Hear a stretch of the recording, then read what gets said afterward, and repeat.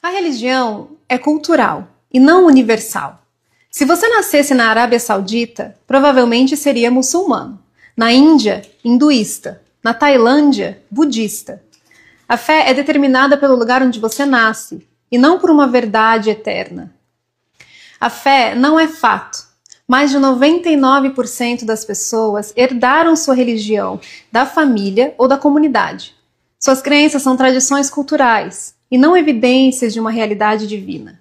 A religião evolui como a cultura. Práticas como escravidão, caça às bruxas e guerras santas já foram consideradas inspiradas por Deus. Hoje são condenadas. A religião muda com a sociedade. Como pode, então, ela se afirmar como a fonte de uma verdade imutável? A fé é pessoal. As leis não deveriam ser. Leis baseadas na religião impõem as crenças de um grupo sobre todos os outros. Se religião é cultural e não factual, por que deveria ditar como todos nós vivemos? Você está pronto para questionar? Quando você vê a religião como geografia, cultura e tradição, e não como uma verdade, você pode começar a se perguntar: a fé deve ter um lugar nas nossas leis ou deve apenas ser uma questão de crença pessoal?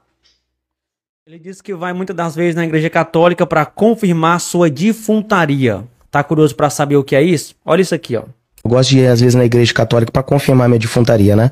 Como assim, para confirmar na igreja católica? Lá tem uma parte da igreja católica que você dá o nome pro missa de sétimo dia, né? Que se fala pro mundo dos mortos. Aí a gente deixa lá o nome do vivo lá e a gente coloca a igreja toda para rezar. O nome do... Como é que é? Você põe o nome do vivo numa missa de sétimo dia? Isso aí. E aí, qual é a consequência espiritual? Bom, ele não fala qual a consequência que isso vai trazer, mas segundo ele vai à missa, leva o nome de pessoas que ainda estão vivas, para que na hora da missa, tem um momento da missa que as pessoas rezam em favor das pessoas que já morreram, então vão rezar em favor daquelas pessoas que ainda estão vivas. Segundo ele, isso traz um peso enorme para a vida de quem está vivo, porque está recebendo reza de centenas de pessoas como se ela já estivesse morrido. Bom, não vou duvidar de nada, porque se tratando do mundo espiritual, não posso duvidar de absolutamente nada. Apesar de que orar pelos mortos já é bem complicado isso. As 7 cabeças de demônios responsáveis pelos 7 pecados capitais. O primeiro é Lúcifer, responsável pelo orgulho, pela soberba, responsável pela rebelião, pai da mentira. Leviatã, também conhecido como monstro dos mares, ou demônio dos mares, ele é conhecido e responsabilizado como o demônio da inveja. Em terceiro lugar aparece Azazel, como o demônio da ira, não só da ira, como também aquele que induz a idolatria. Belfegor, o demônio da preguiça, o demônio do sossego, o demônio da imundície. Mamon, o demônio da avareza, responsável pelo amor desenfreado pelo dinheiro. Baal Beelzebub, responsável pelas pestilências, conhecido também como o demônio das moscas, também conhecido como o demônio da gula. Completando o rol dos 7 pecados capitais, Asmodeus, conhecido como o demônio da luxúria. Prepara o coração para ver o testemunho e a reflexão dessa americana. Vem comigo. De vez em quando, uma ovelha dá à luz um cordeiro e imediatamente rejeita esse cordeiro. Na verdade, ela o afastará se o pastor tentar reintroduzir o cordeiro para ela. Então o pastor tem que intervir, eles os chamam de cordeiros rejeitados. E se ele não intervir, aquele pequeno morrerá não de fome, mas de um espírito quebrado.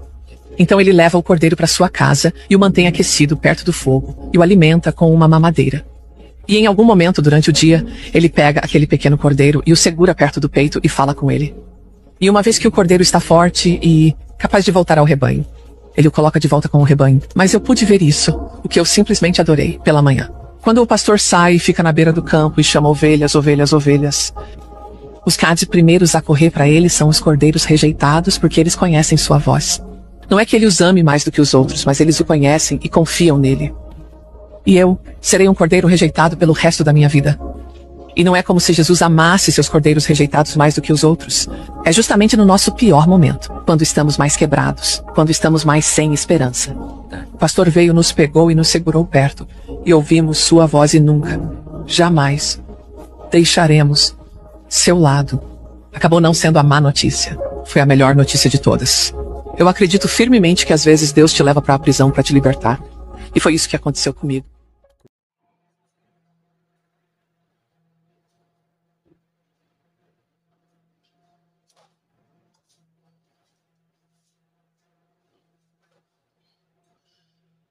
Olá, tudo bem? Sou Oliveira. Como que vocês estão?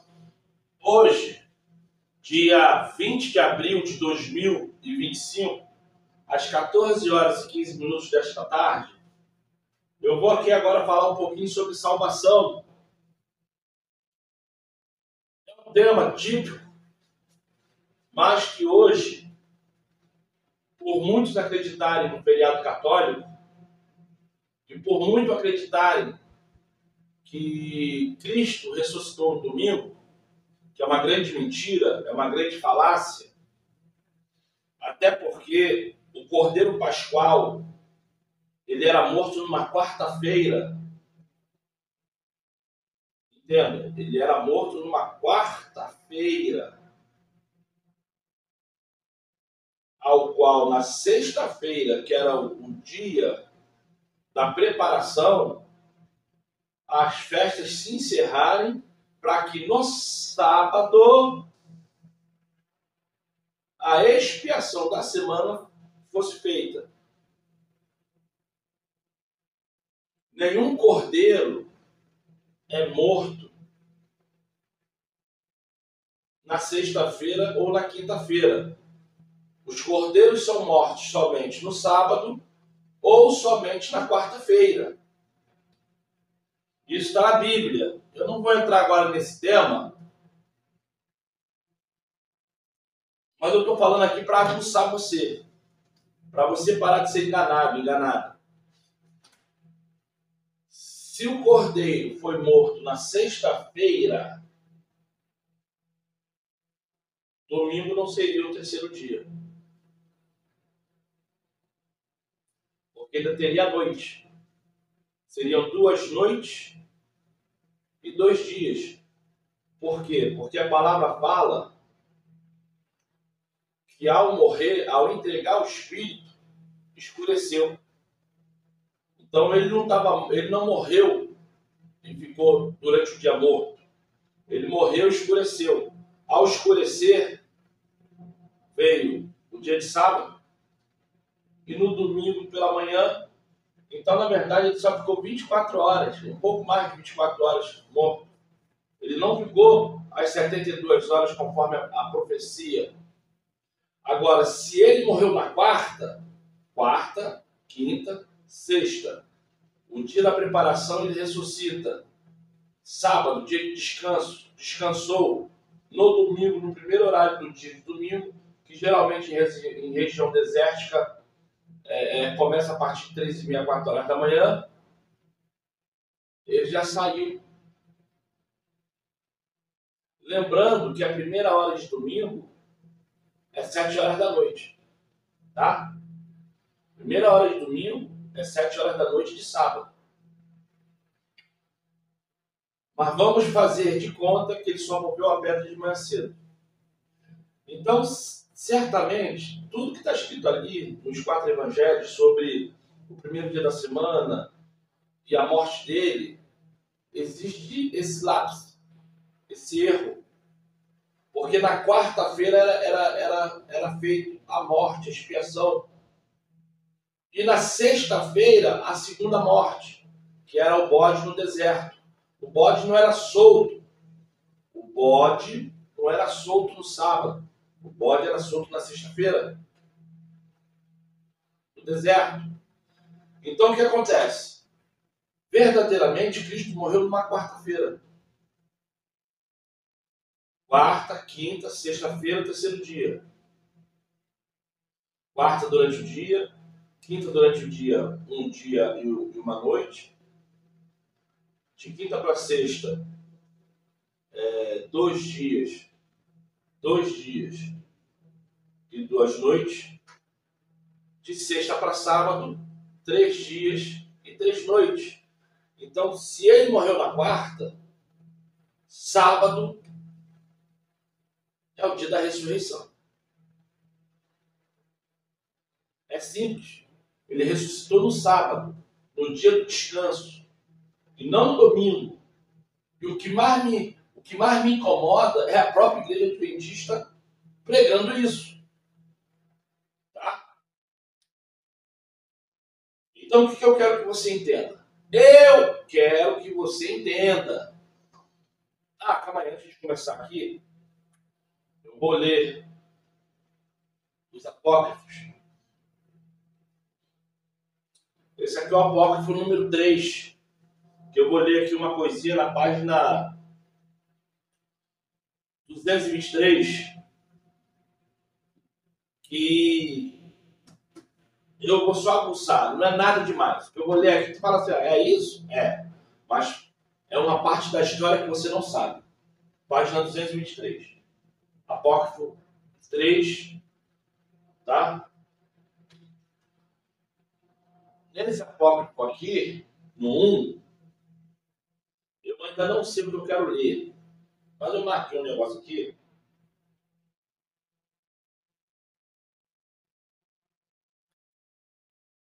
Não sei se deu.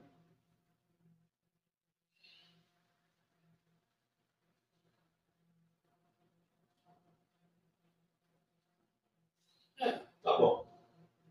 Deixa aqui. Eu não sei se eu vou ler. E esse aqui eu acho que eu marquei, mas também não tenho certeza se eu quero ler, não.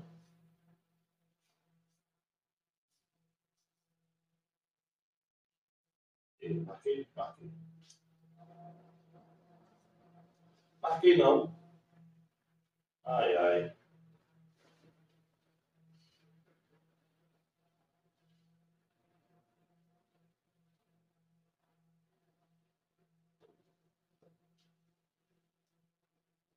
Não marquei não.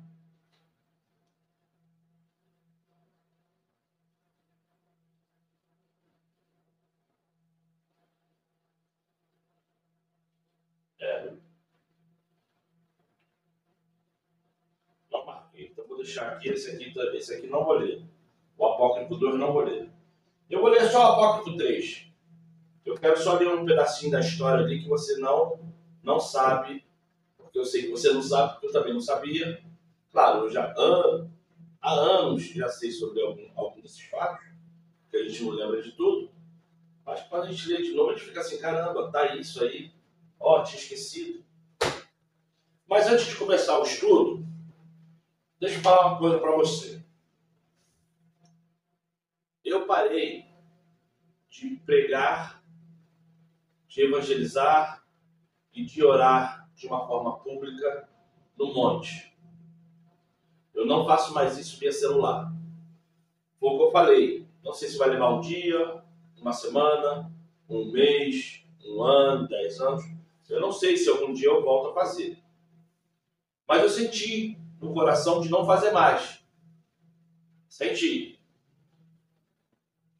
Segundo, eu venho pedindo aqui doações de 10 centavos, R$1, R$10, para eu poder comprar um equipamento melhor, porque eu estou só com o celular, que já tem 3 ou 4 anos de uso. E assim, muitas das vezes fica muito penoso. Eu tenho que pegar um aparelho, encher a memória com filme e outras coisas mais. Todos os meus canais no YouTube, o YouTube bloqueia. Porque se é para falar de estupro, eu falo estupro e não tem nada cobrindo.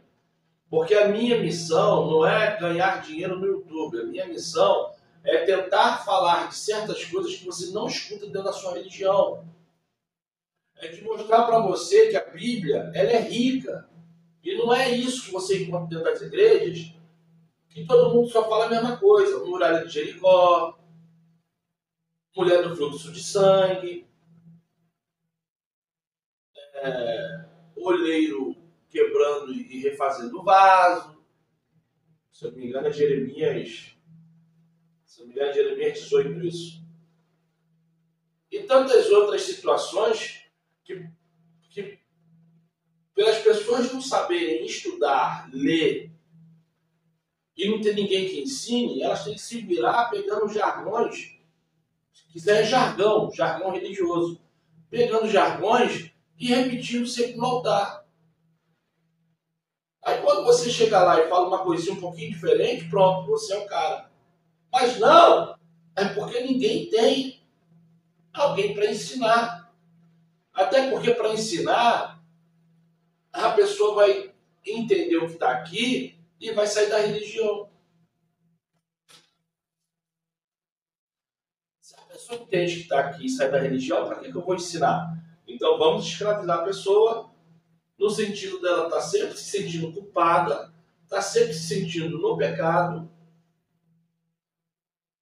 Não vamos deixar ela pensar e refletir que ela é uma pessoa livre. E vamos continuar aprendendo ela aqui, para que ela venha sempre entender que se ela sair daqui, ela não tem o que fazer. Sendo que o nosso Pai Celestial ele nos dá liberdade. Sendo que o Pai Celestial ele fala para sermos livres em Cristo. Que não precisamos daquela religião, que não precisamos daquele homem ali na frente falando o que é certo e errado nas nossas vidas.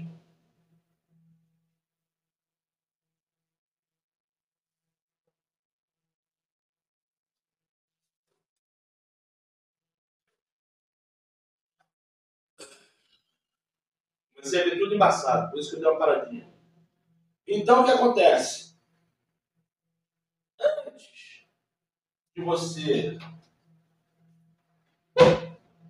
Antes de você acreditar no que eu falo, estude a Bíblia sem raciocinar, sem pensar, sem questionar, como se você estivesse dentro da igreja.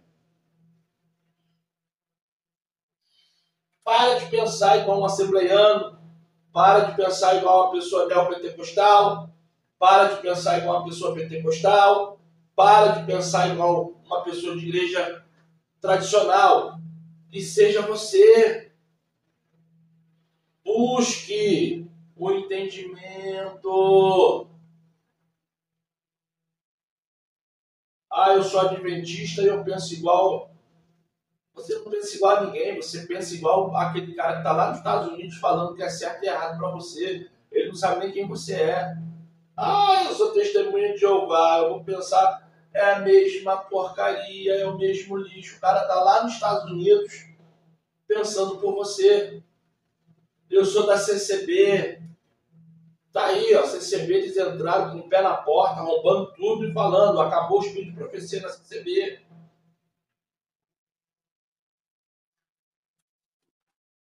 Então para de pensar conforme a religião e comece a pensar como você, como ser humano comum. Porque como é que você vai entender que você é salvo, que você é livre, se você continua igual um mundano, igual um religioso?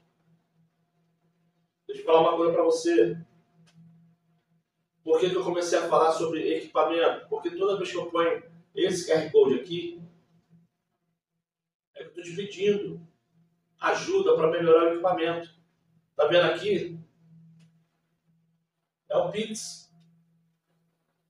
E claro, vai ter outras janelinhas aqui para você se inscrever no canal, para você fazer comentários, para você tocar no sininho, para você compartilhar esse vídeo com outras pessoas. Tá bom? Então, deixa eu ler aqui o livro do livro apócrifo. Gente, cada editora tem sua forma de imprimir os apócrifos, tá? Essa editora aqui, que eu não gosto dessa editora. Ela imprimiu em 3 livros. A outra editora, que era maravilhosa, eu perdi meus livros na enchente, que levou tudo dentro da minha casa. Tá? A outra editora era maravilhosa. O livro era maior, o livro era mais largo, era mais fácil de manusear. Isso aqui é ruim até de abrir, sabe? Então, assim, é triste, mas vamos lá. Capítulo 57, que está na página 223. Tá vendo? Não consegue abrir, ó. Aí eu fico com medo de abrir e rasgar.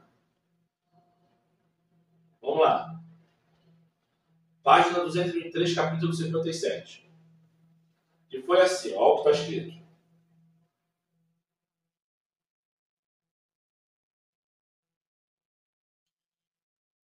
Foi depois disso que os filhos de Esaú travaram guerra contra os filhos de Jacó, em Hebrom. Esaú ainda jazia morto, sem ser sepultado.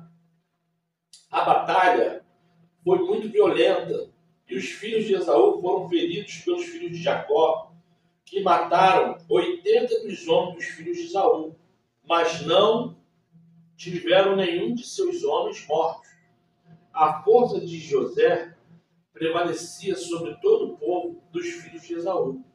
E ele capturou Zé, filho de Elifaz, filho de Esaú, e 50 de seus homens.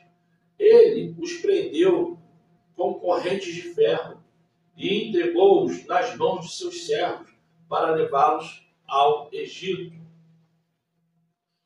Quando os filhos de Jacó capturaram Zé e seu povo, todos os remanescentes da casa de Esaú temeram muito por suas vidas, temiam ser capturados. Então todos fugiram com Elifaz, filho de Esaú, e seu povo, levando o corpo de Esaú, e foram em direção ao monte Seir, o monte Ser. Chegaram ao monte Ser e ali sepultaram Esaú, mas não levaram a sua cabeça, pois ela fora sepultada no lugar da batalha.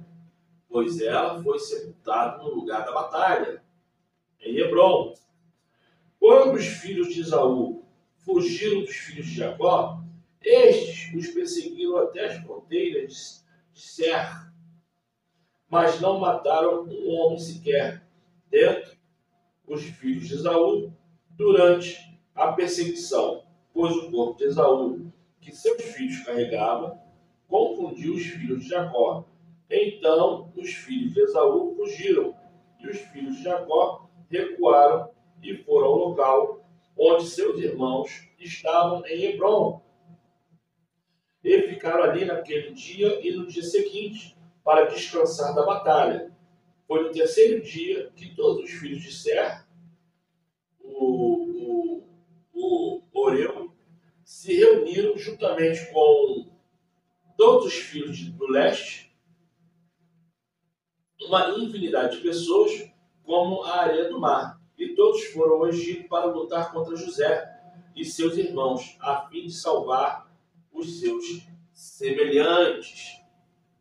José e todos os filhos de Jacó souberam que os filhos de Esaú e os filhos do leste foram até eles para lutar, a fim de salvar os seus semelhantes. José e seus irmãos, juntamente com os homens fortes do Egito, lutaram na cidade de Ramsés e desferiram um grande ataque contra os filhos de Esaú e os filhos do leste. Os filhos de Jacó mataram 600.000 homens, deles todos os homens valentes dos filhos de Ser, o Oreu. Sobraram muito poucos. Eles mataram também muitos homens dentre os filhos do leste. E os filhos de Esaú, Elifaz, o filho de Esaú, e os filhos do leste fugiram de José e de seus irmãos. José e seus irmãos os perseguiram até chegarem em Sucote, e ali mataram 30 homens. O restante conseguiu escapar, e cada um fugiu para a sua cidade.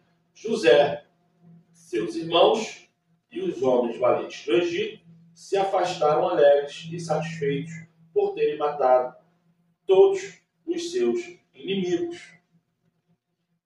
Zé, o filho de Elifaz, e seus homens ainda eram escravos dos filhos de Jacó no Egito, e seu sofrimento só aumentava. Quando os filhos de Esaú e os filhos de Zé retornaram para sua terra, os filhos de Zé viram que ele havia caído nas mãos dos filhos de Jacó e do povo do Egito, por causa da luta provocada pelos filhos de Esaú. Então os filhos de Ser disseram aos filhos de Esaú: sabeis que este exército era da vossa responsabilidade, e que nenhum homem valente ou experiente em guerra sobreviveu. Agora, pois, ide embora de nossa terra, ide à terra de Canaã, a morada dos vossos pais, porque os vossos filhos devem herdar os frutos dos nossos filhos no futuro. Isso é uma pergunta, eu li errado, tá? Mas isso é uma pergunta.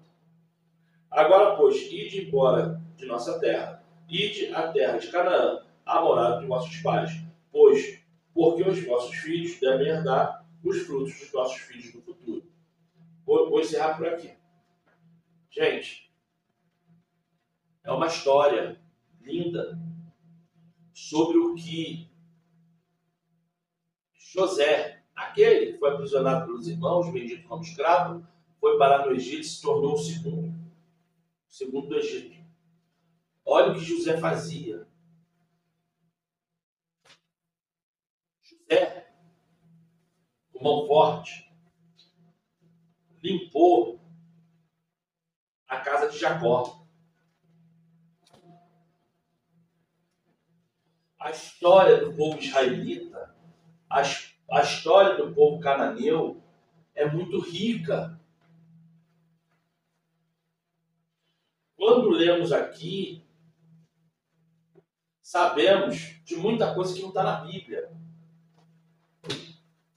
Todas as pessoas que vão no apócrifo de Adão e Eva ficam maravilhados em descobrir a verdadeira história de Adão e Eva. Quando você vem aqui no livro dos Patriarcas, deixa eu ver se eu tive sorte de abrir aqui esporadicamente. Quando você vem aqui no livro dos Patriarcas, porque eu não sei onde está, você pensa o seguinte: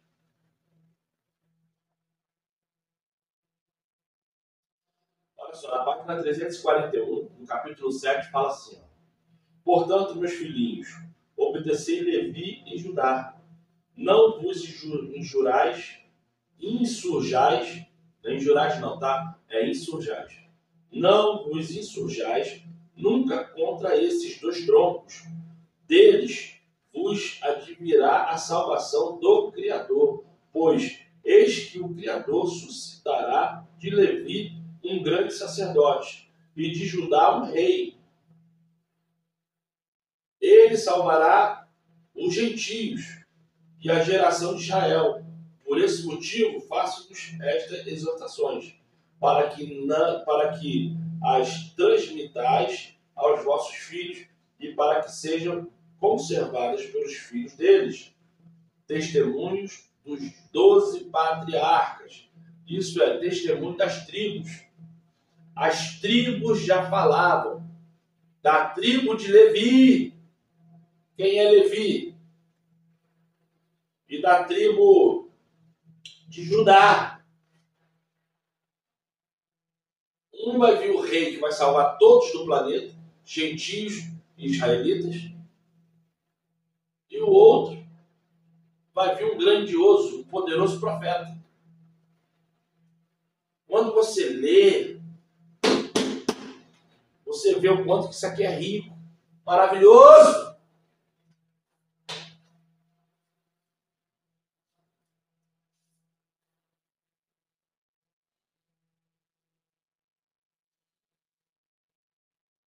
Atos de João, é porque esse livro aqui, ele não está escrito conforme uma Bíblia, ele está escrito conforme um livro, então eu só posso falar a página.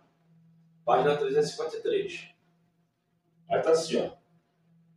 Quando então ele realizou estes feitos na cidade dos Efésios e os de Esmirna mandaram chamá-lo e disseram: nós ouvimos dizer que o Criador que você prega não é invejoso e te encarregou de não ser parcial, ficando num só lugar. Então, como você é um pregador do Criador, venha até Simirna e até as outras cidades para que nós possamos conhecer o seu Criador e, o conhecendo, possamos confiar nossa esperança nele.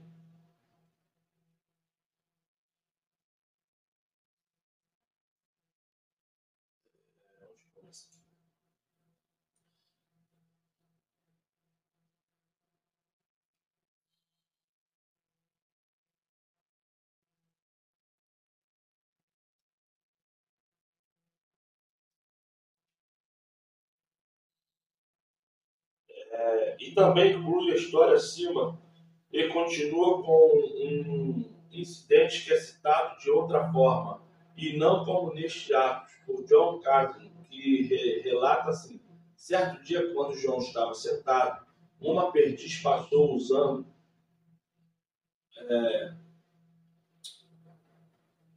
João estava sentado, uma perdiz passou voando e brincou na terra diante dele. João a observou e refletiu.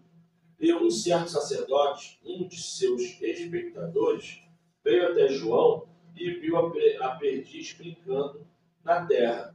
Diante dele, se sentindo ofendido, ele disse: pode um homem tão importante se alegrar com uma perdiz que brinca na terra?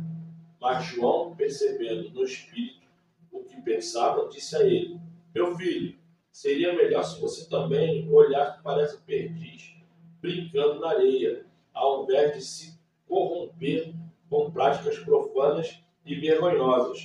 Foi por isso que ele, que aguarda a conversão e arrependimento de todos os homens, te trouxe aqui, pois não tenho necessidade de uma perdiz que brinca na terra, pois a perdiz é a sua própria alma. O ancião, ao escutar isso e ver que ele não havia mordido sua isca, mas que o apóstolo de Cristo havia dito tudo o que estava em seu coração, caiu com o rosto na terra e clamou, dizendo: agora eu sei que o Criador habita em você, ó bendito João, pois ele que o tenta, também tenta ao que nele pode ser tentado. São livros maravilhosos para você ler.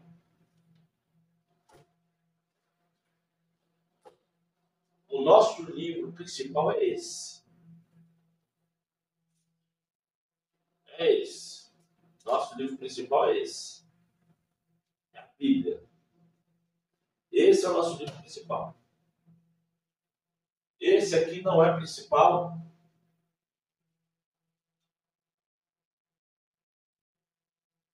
Até porque eu vou pregar isso para quem? Mas esse aqui eu posso pregar, por isso que ele é principal. Esses aqui tem o mesmo valor desse. Mas eu vou pregar isso aqui para quem? Se as pessoas nem sabem que existe. Mas esse aqui eu posso pregar, então por isso que ele é principal. Por que eu estou falando isso para você? Porque como hoje é domingo e todo mundo está nesse feriado católico, que as pessoas chamam de Páscoa, eu agora vou querer falar algumas coisinhas para você. E eu vou falar bastante pausado, podendo até parecer que é chato, mas eu quero falar pausado. Eu vou falar sobre salvação. A salvação nada mais é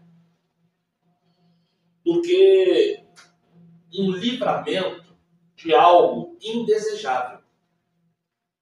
Toda vez que a pessoa fala assim, ó, aceite a Jesus e seja salvo.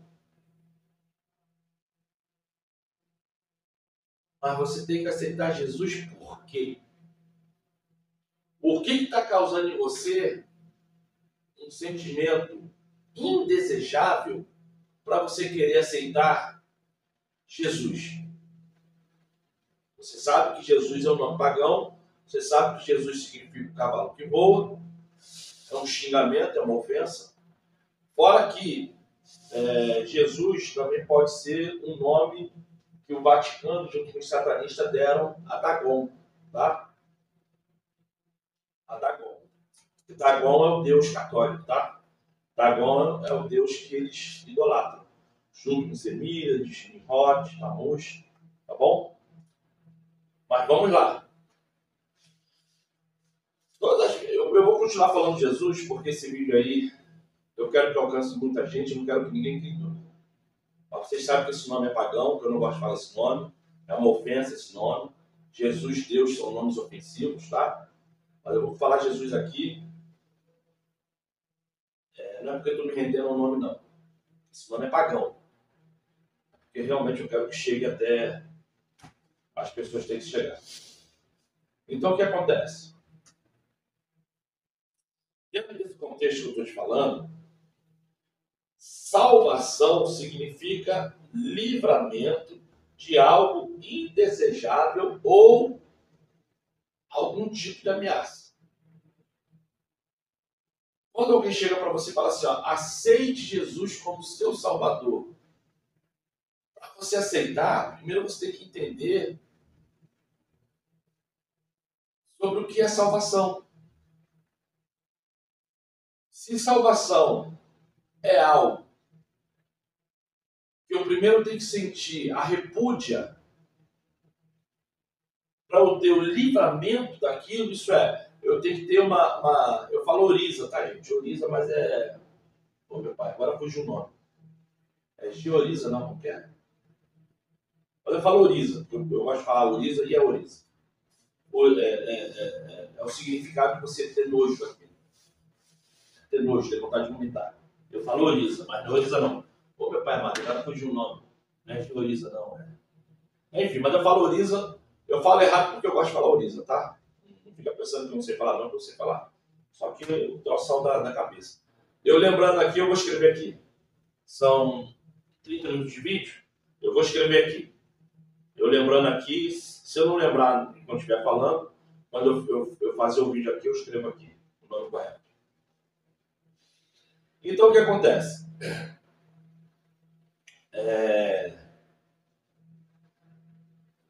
Dentro dessa convicção, antes de você aceitar Jesus como seu único, suficiente Salvador, primeiro você tem que entender o porquê que você está aceitando Jesus. Como é que você vai aceitar Jesus se você não sabe? Como é que você vai aceitar Jesus se você ainda não entendeu o que está de errado na sua vida?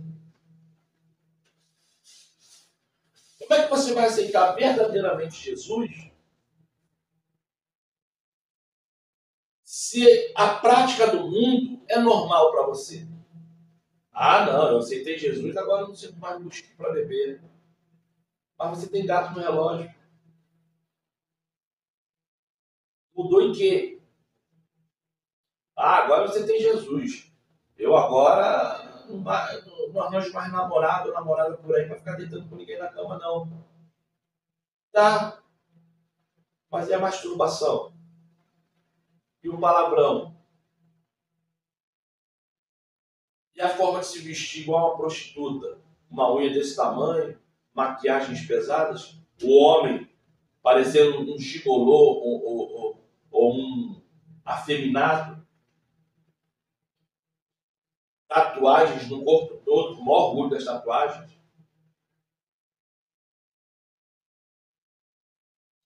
Conversão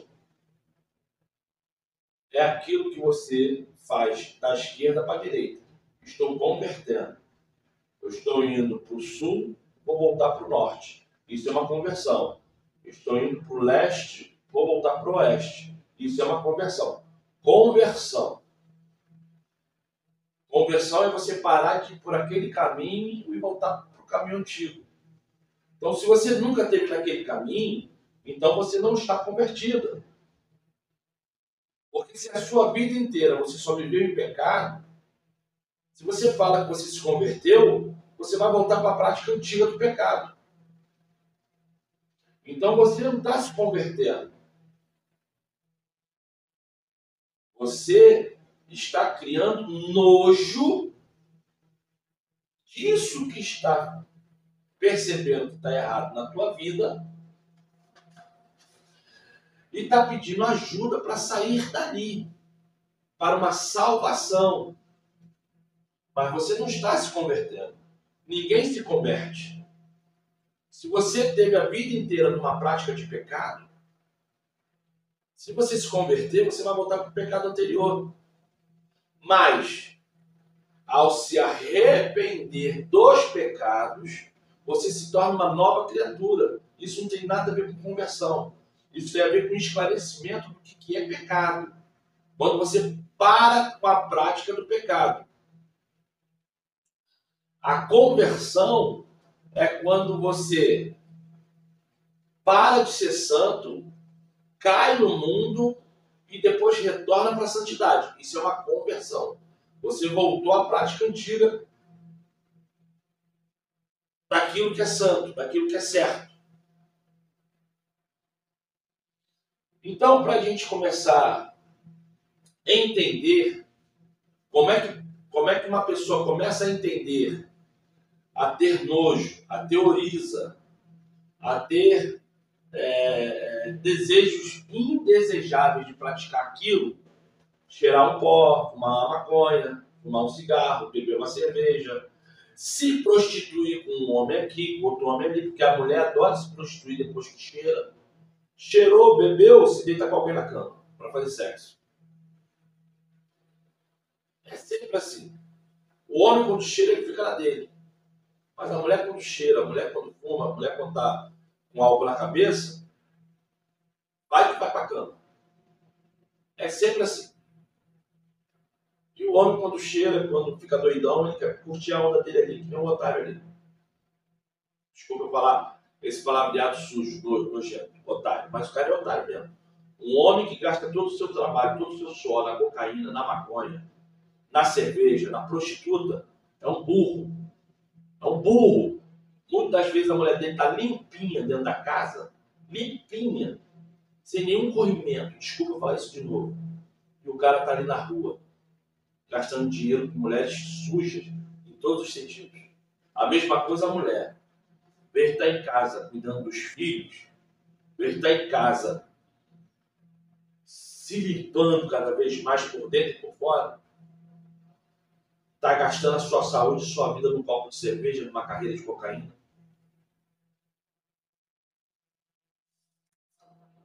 Isso é verdade, eu não estou mentindo. Vamos lá em 1 Timóteo. Desculpa ter falado palavrão, gente. Eu não me dou esse direito de falar qualquer tipo de palavrão. Tá? Desculpa. 1 Timóteo não, 2 Timóteo, tá? 2 Timóteo, capítulo 1, versículo 9. Por que você hoje está me vendo nesse vídeo, escutando o que eu estou falando e mais ou menos entendendo o que eu estou falando? Por que mais ou menos? Porque depois que você estudar, você vai entender mais do que você está entendendo agora. Por isso que eu falo, pega uma caneta, pega um papel, anota os versículos e toda vez que você acabar de ler o versículo, faz uma pequena anotação do lado ali, o que o versículo falou contigo e o que você está entendendo do que eu estou falando.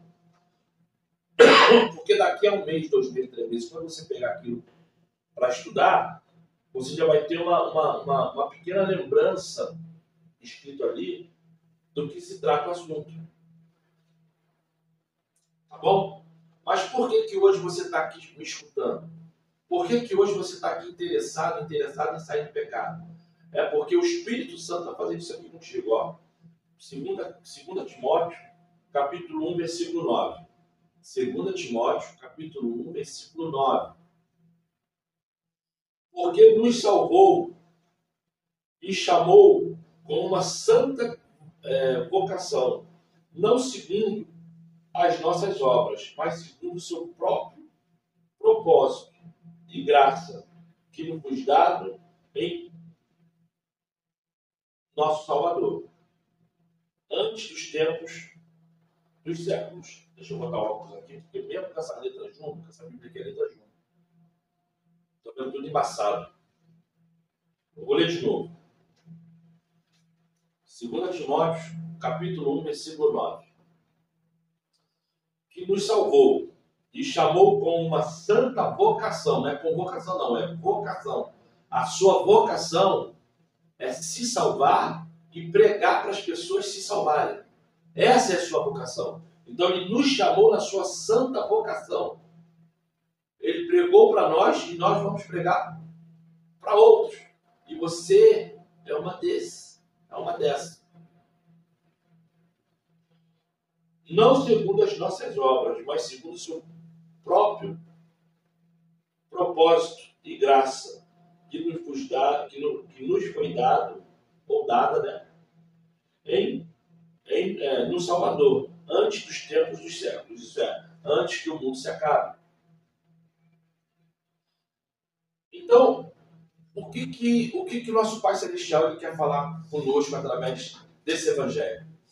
Que todos nós, não é pelas nossas obras, mas sim pela santa vocação. Não é convocação, não. É vocação. A sua vocação é isso.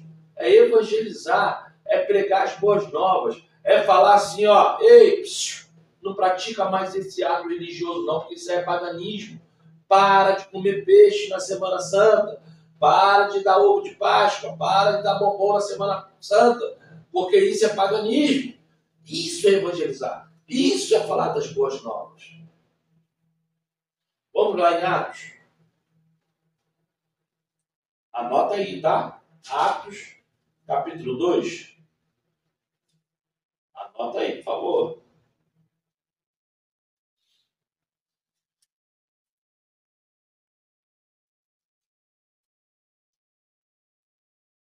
Atos, capítulo 2, versículo 21.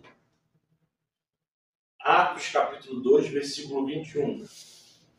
E o que o nosso Pai Celestial nos fala relacionado ao nosso propósito.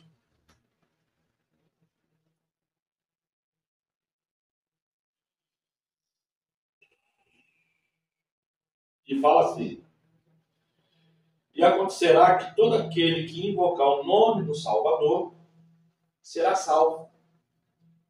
Homens israelitas, escutai estas palavras.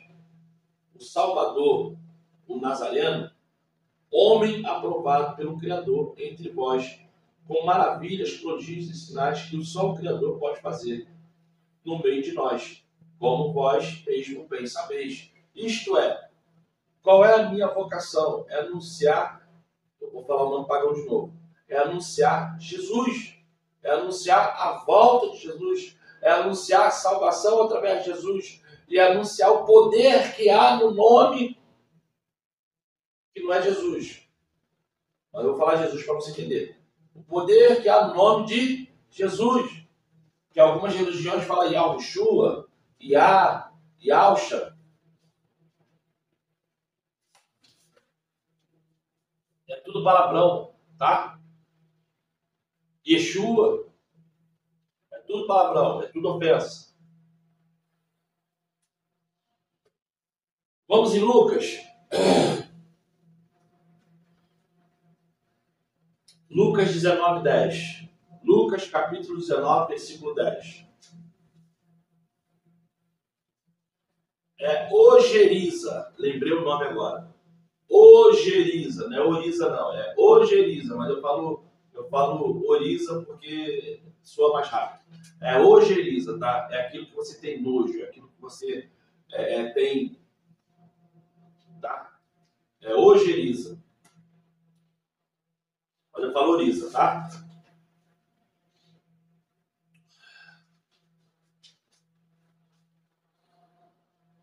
Lucas, capítulo 19, versículo 10. Achou? E está escrito assim, ó. Porque o Filho do Homem veio buscar e salvar o que se havia perdido. O Filho do Homem veio salvar e buscar o que se havia perdido. Isto é, gente, se você se encontra perdido, e por causa dessa perca, que você está na bebida, na maconha, na cocaína, no crack, na prostituição, vendendo o seu corpo por causa de carreira de cocaína, ou porque tem que comprar uma lata de leite para o filho, Não importa qual seja o motivo da prostituição. Homem, mulher.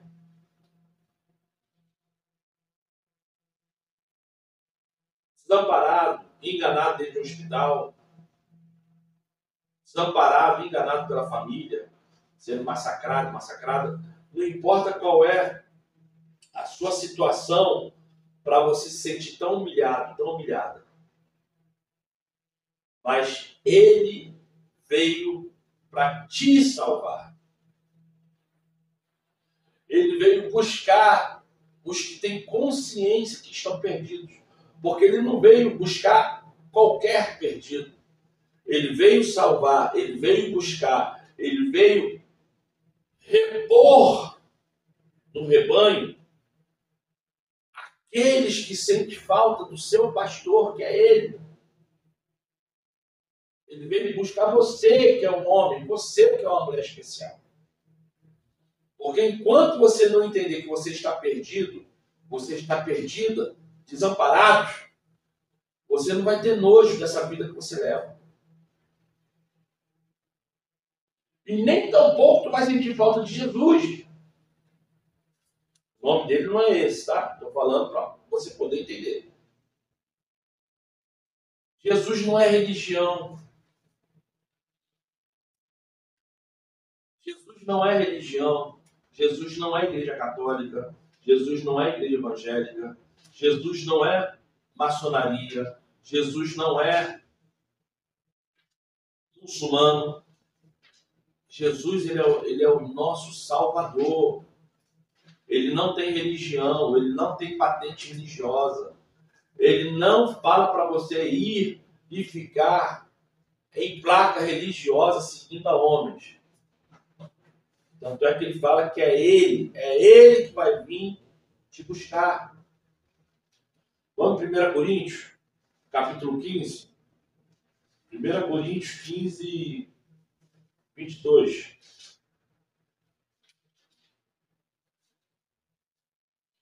1 Coríntios 15, 22. Está escrito assim, ó.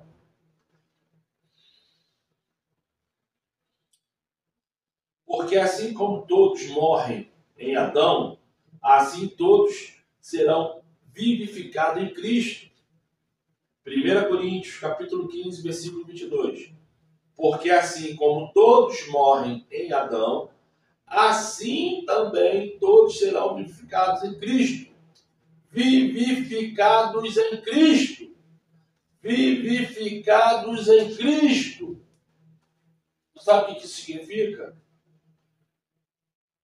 Que você está morto.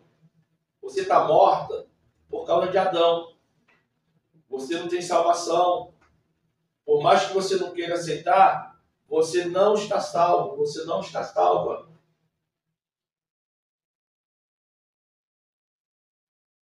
E é isso que você tem que entender, que da mesma forma que a morte entrou por Adão, saiu por Cristo.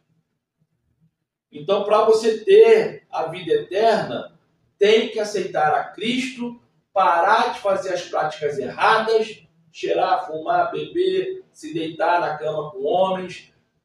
Se você não é casada legalmente no papel e na religião, você está em prostituição da mesma forma, homem, mulher, o que for. Então você tem que ter uma mudança de vida. Você tem que reconhecer que você está precisando de ajuda. Você tem que reconhecer que você precisa de Jesus.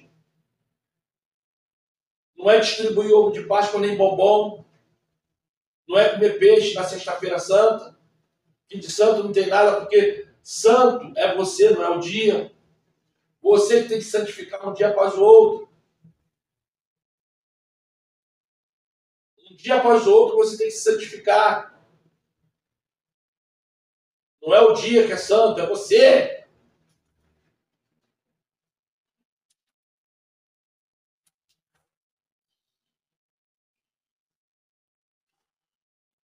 Vamos no Evangelho de João.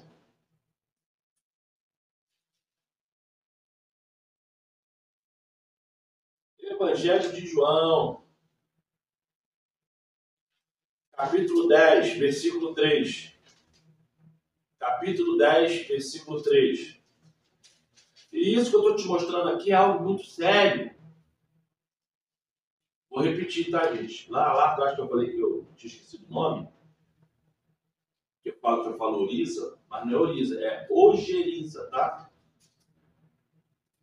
Eu vou continuar falando Oriza porque eu gosto de falar Oriza. Então vamos lá. Evangelho de João, capítulo 10, versículo 9. E está sendo falado assim aqui, ó. Eu sou a porta. Se alguém entra por mim, salvar-se-á. E entrará e sairá e achará o seu pastor. E achará o seu pastor. E achará o seu pastor. Isto é, todo aquele que crê, proclama o nome dele, ensina a redenção, a humildade e a prática da lei em nome de Cristo, esse será salvo. Essa será salvo. Vamos lá em Jeremias. Jeremias é depois de Isaías, depois de Salmos, tá? Capítulo 17. Versículo 14. Jeremias, capítulo 17, versículo 14. Que fala assim: Cura-me, Senhor, e sararei. Salva-me, e serei salvo. Porque tu és o meu louvor. Vou ler de novo. Jeremias, capítulo 17, versículo 14. Cura-me, Senhor, e sararei. Salva-me, e serei salvo.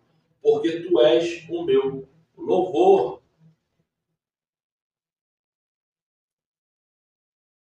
Esse tu és meu louvor significa que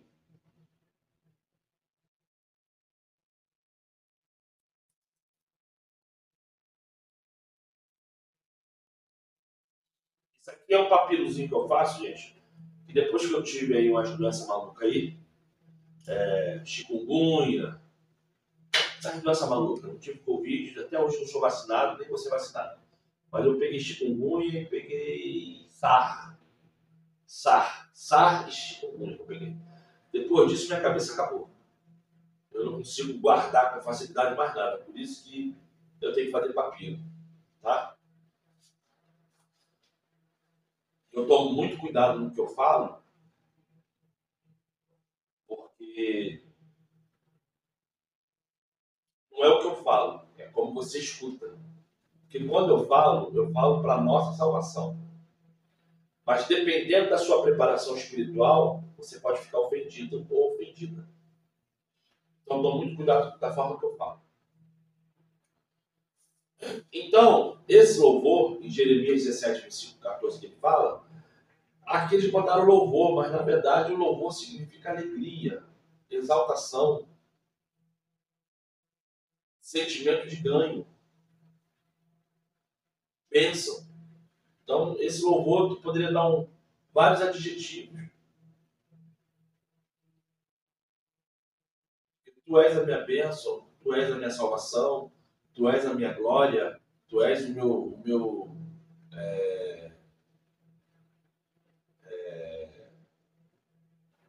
não sei se eu já falei vitória, enfim. Ali no lugar do louvor, tu pode botar um monte de coisa expressando alegria, contentamento.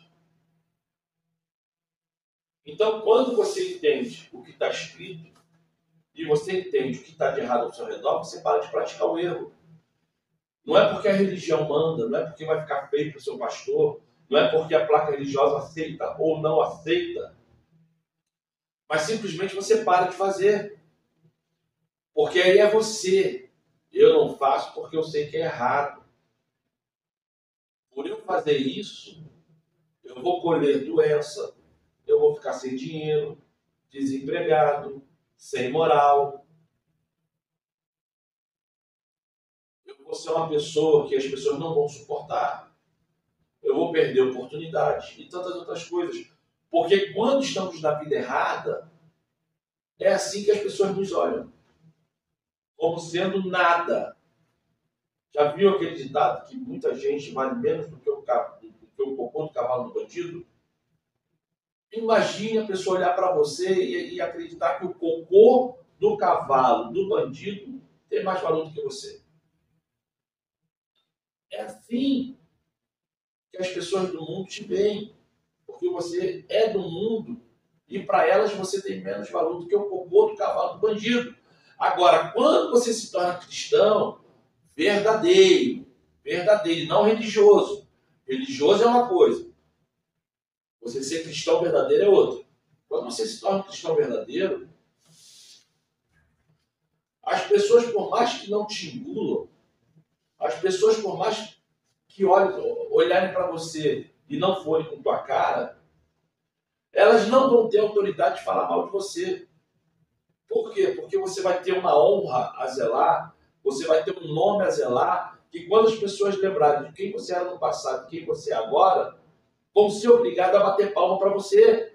Vão ser obrigados a olhar para você e falar assim, ó, eu vi como essa pessoa era ontem e hoje eu vejo como ela é 1000 vezes melhor. Realmente houve conversão ali. E é isso que Cristo veio te chamar. O Cristo ele não quer que você seja rabo. Ele quer que você seja cabeça. Em todos os sentidos.